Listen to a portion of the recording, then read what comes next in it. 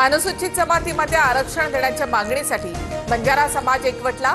चंद्रपुरातील राजुरा, नांदेडच्या नवामोंढा आणि वाशिममध्ये भव्य मोर्चे। अहिल्यानगर, परभणी, बीडमध्ये शेतीचे प्रचंड नुकसान।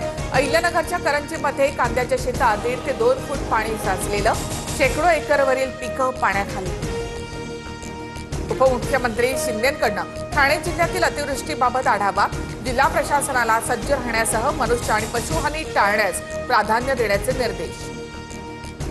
अहिल्यानगरमधील सीना नदीच्या पुराचं पाणी तिरे गावामध्ये शिरायला सुरुवात, तर आळजापूर करमाळा रस्त्यावर पुलाशेजारी भगदाड। जामखेड करमाळा वाहतूक बंद।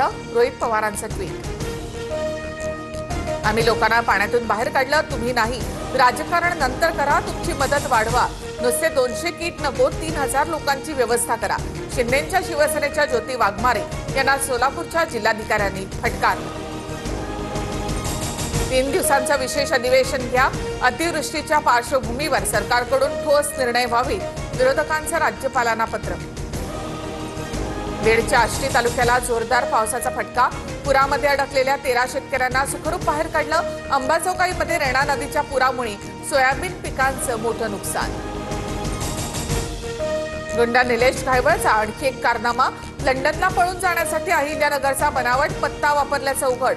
कोथरूड गोळीबार प्रकरणावरून घायवळ टोळीवर मकोका अंतर्गत कारवाई। बदलापूरमध्ये मराठीबद्दल अपशब्द वापरणाऱ्या भाजी विक्रेत्याला मनसे कार्यकर्त्यांचा चोप। अतिक्रमण कारवाईवेळी पालिका कर्मचाऱ्यांसोबतच्या बाचाबाचीत भाजी विक्रेत्याकडून मराठीबद्दल अपशब्द। पूरग्रस्तांना 12वी परीक्षेचा फॉर्म भरण्यासाठी मुदतवाढ। पूरग्रस्त भागातील विद्यार्थ्यांना 15 दिवसांची मुदतवाढ।